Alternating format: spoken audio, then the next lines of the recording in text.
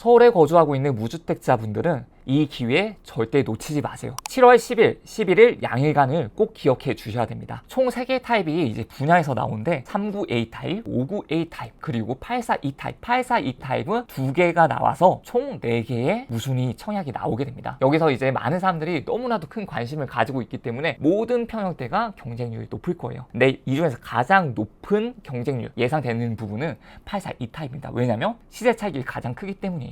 우선 316동에 1504호를 보게 되면 분양가가 13억 800만 원입니다. 그런데 현재 매매가가 26억이 넘어가요. 호가가 30억이 넘어가기 때문에 여기가 시세 차익이 그래도 최소 13억에서 최대는 17억까지 기대해 볼 수가 있다라고 생각이 되기 때문에 정말 많은 사람들의 관심이 있을 곳입니다. 405동 201호 같은 경우는 조금 저층이에요. 저층이기 때문에 이제 분양가 같은 경우도 중층 대비해서 5천만 원 정도가 더 싼 편이에요. 여기도 계속해서 호가가 올라가고 있기 때문에 충분한 시세 차익을 기대할 수가 있습니다. 842 타입 같은 경우는 포베이의 좋은 판상인 구조를 가지고 있는 곳이에요. 105동 2203호 같은 경우는 바로 5호선 역세권이죠. 그리고 상가가 있는 곳에 가장 인접해 있는 곳입니다. 둔촌초등학교가 바로 옆에 인접해 있기 때문에 초등학교 보내기도 너무 좋죠. 여기가 분양가가 10억 후반대예요. 10억 7,800입니다. 현재 매매가가 22억이 넘어가요. 단순 계산으로 11억 이상의 시세 차익을 기대해 볼 수가 있는 곳이죠. 여기 또한 많은 사람들의 관심을 가질 수가 있는 곳이에요. 여기는 방 3개, 화장실 2개 구조. 그러니까 사람들이 일반적으로 3인 가구, 4인 가구까지 거주를 하는데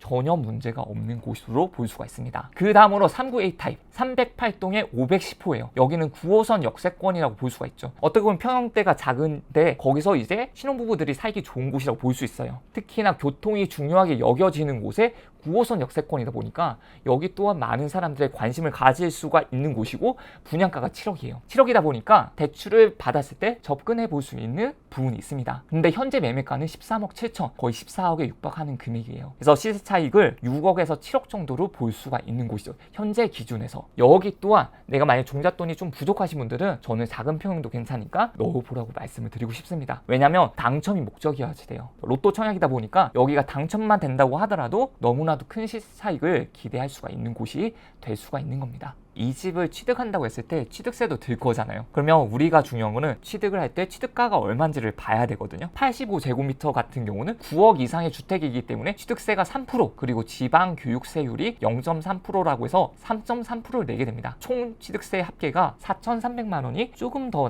넘게 나와요. 39A 타입 같은 경우는 분양가가 7억 정도 돼요. 6억 9,800인데 6억 9,800을 한번 해보게 되면 1,266만 원입니다. 확실히 더 싸지는 거죠. 취득세 자체가. 6억 초과에 9억 이하의 주택이기 때문에 1.65%의 취득세가 나오게 되는 겁니다. 이 취득세도 같이 필요하다는 걸 기억을 해주시면 좋아요. 다만 이때 이 걱정을 하실 겁니다. 무순위 만약에 청약을 넣었어요. 당첨이 됐어요. 그렇다면 내가 돈이 얼마나 필요할지 궁금하잖아요. 내가 얼마 정도의 돈을 가지고 있어야지 이 청약에 넣을지 제가 그걸 알려드리려고 합니다. 우선 내가 만약 청약 당첨이 돼요. 계약금이 필요해요. 계약금.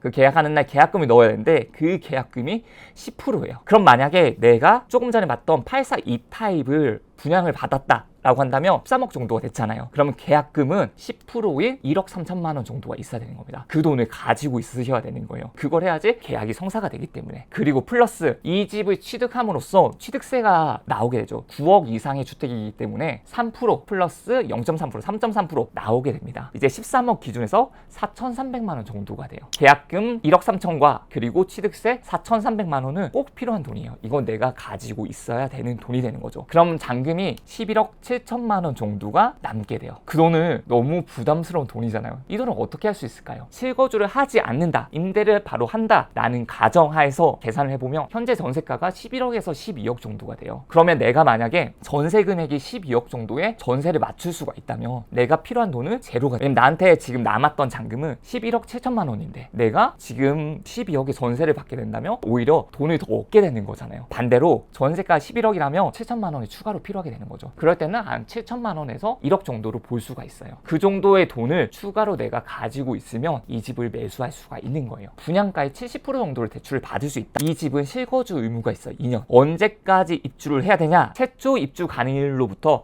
3년 이내에 입주를 해야 돼요. 24년 11월이었어요. 이 집에는 27년 11월 27일에는 꼭 입주를 해야 된단 말이에요. 이제 그 기간을 꼭 기억을 해주셔야 됩니다. 전세를 주더라도 사는 사람이 최초 입주 가능일 3년 뒤 전에 나와야 있어야지 가능해지는 거예요. 내가 만약 전세를 임대를 준다고 하더라도 임차인분과 협의를 통해 가지고 입주를 해야 되거든요. 그 전에 입주를 할 수 있게끔 계획을 짜주시는 게 좋아요. 이렇게까지 제가 준비한 내용이고, 어떻게 보면 계약금, 취득세 플러스 내가 대출 받을 수 없는 돈까지 해가지고 돈이 필요해요. 모집 공고일이 25년 7월 4일. 이 시점을 기준으로 서울에 거주하고 있는 무주택 세대주 플러스 무주택 구성원분들 전부가 이제 청약에 넣을 수가 있습니다. 청약 통장이 없어도 가능해요. 청약 일정은 7월 10일에서부터 7월 11일이 되고요. 당첨자 발표는 7월 15일, 계약은 7월 21일이 됩니다. 이제 7월 21일에는 우리가 계약금을 납부할 준비를 하고 있어야죠. 그리고 잔금은 계약일로부터 90일 이내에 납부를 하기 때문에 내가 전세를 맞추실 분들은 재빨리 부동산에 전세를 내놓으시면 좋을 것 같고, 잔금을 하고 실입주를 하실 분들은 대출을 알아가지고 내가 어떻게 하면 잔금을 하고 그 집에 실입주를 할 수 있을지를 고민을 해보시는 게 좋습니다.